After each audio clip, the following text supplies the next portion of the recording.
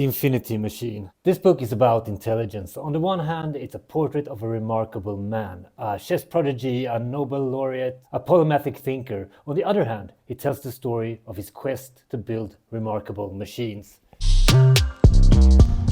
Hi and welcome to the Booklab. This is the place where we bring you the best book reviews when it comes to philosophy, psychology, human nature, and human potential. And today we're going to talk about a very remarkable man. This is The Infinity Machine, a book by Sebastian Mallaby. It's about Demis Hassabis, DeepMind, and the quest for superintelligence. And I don't know what happened. I thought I had a good grasp about the big names behind AI and their stories. I mean, Altman, Elon, Jensen, Darius, Suleyman. I read about them all. But for some reason, this guy has escaped my line of sight. This is Demis Hassabis. My interest in artificial intelligence started when I read Surviving AI. I don't know the author of that one, and Superintelligence by Bostrom back in 2015. And since then, DeepMind has been a company that I follow. I remember when their chess AI AlphaZero came out and how legendary world champion Garry Kasparov remarked that AlphaZero's play, quote, shook chess to its roots. I understood that we were entering a new era. My interest in AI and DeepMind intensified even more a few years later when they had developed the new AI called AlphaGo that beat the grandmaster of Go, Lee Sedol.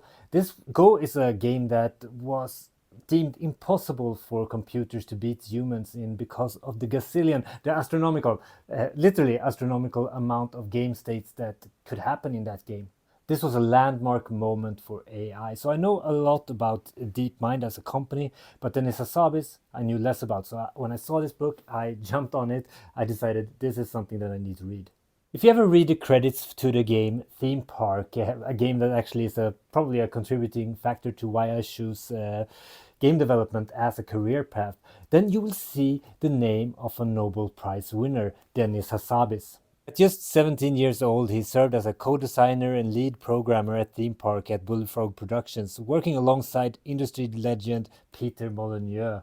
This game was a highly successful simulation game. You were controlling a theme park and you were there to make sure that the rides were not too chill so that people got bored and not too thrilling so that people started to puke. You were basically handling the emotions of these small NPC characters that could express a lot of wants and needs. When you read about it, it doesn't come as a surprise that someone that is a leading figure in AI was behind that game. In this book, we get to follow Demis Hassabis from his childhood and onwards. Demis decided to work on AI early in life. He wanted to understand consciousness. And what better way to understand consciousness than to build it yourself? And one key thing to remember is that when Demis Hassabis basically dedicated his life to AI, AI wasn't even a thing. If you talked about AI, you were deemed a crazy person.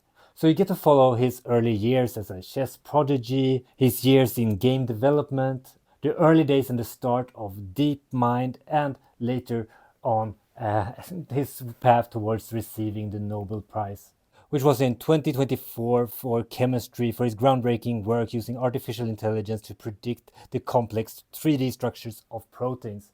I want to share a few takeaways from this book just to give you a taste of the book and the kind of thoughts that it provokes. And the first one is about the sweetness of discovery. And I think the elephant in the room when we talk about AI and developing a superintelligence is, okay, because there is a non-zero chance that this will actually be a civilizational threat to develop superintelligent AI, then why do we haste to do it? The answer to that question from the people of this book is that it's a human urge to invent things. Quote, the very act of creating new technology is intrinsic to being human. Technology is what makes us us. Quote, the thrill of discovery is too sweet.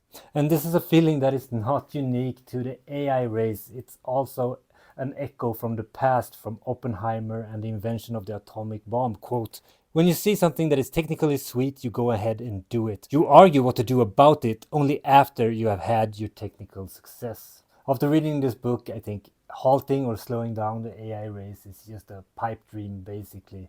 I don't think there's any way that that will ever happen. So hopefully we're all good and go in the right direction, but who knows? The second takeaway is to find your flock. Around the age of 10, Hassabis skipped classes entirely for a year just to focus on chess. To keep up with the curriculum, he read textbooks on his bed.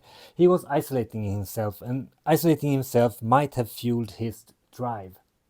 His isolated childhood flipped at 15 when he entered a class of elite math students. Finally, he found like-minded people, people who were open-minded, people who were curious, people who found it fun to just discuss the problems of physics and the universe. He had found his flock. In this environment, mental abstract play was not a route to isolation, but a way to build bonds. And a key thread that goes through this book is that you need to find like-minded people. You need to find your peers that challenge you and encourage you, and you also need to find those like-minded people on the investing side. That's the way Hassabis got DeepMind off its feet. And a third takeaway that I got from this book is the importance of reading widely.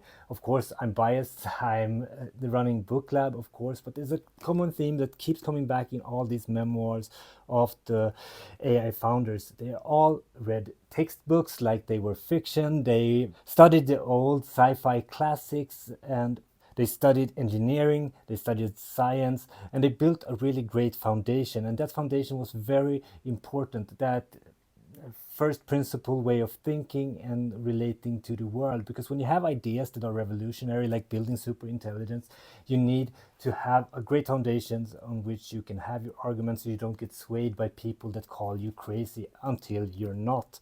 This book, along with The Curious Mind of Elon Musk, which has a lot of great book recommendation, I take a lot of the books that I hear about in this book that influence these guys. I mean, the Culture series by I.M. Banks was read both by Elon and Hassabis in their childhood and has shaped their way of thinking, along with Asimov's Foundation series, Feynman's works, Karl Popper, David Deutsch. So these books are right now influencing my reading list a lot.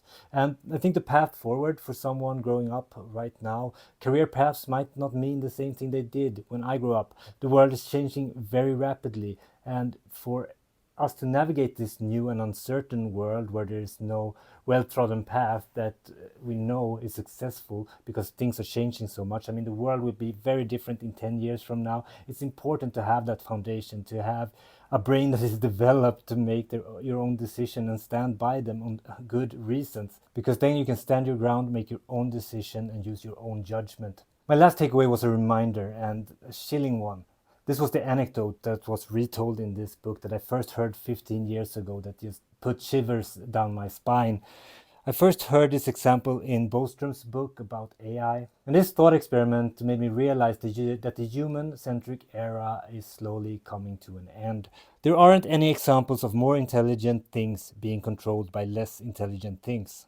Imagine a kindergarten full of 3-year-olds that are in control, and you as an adult is supposed to work for them. How long will it really take before you're in control? Just promise them candy for a week and you're done. So let's get into the verdict of this book.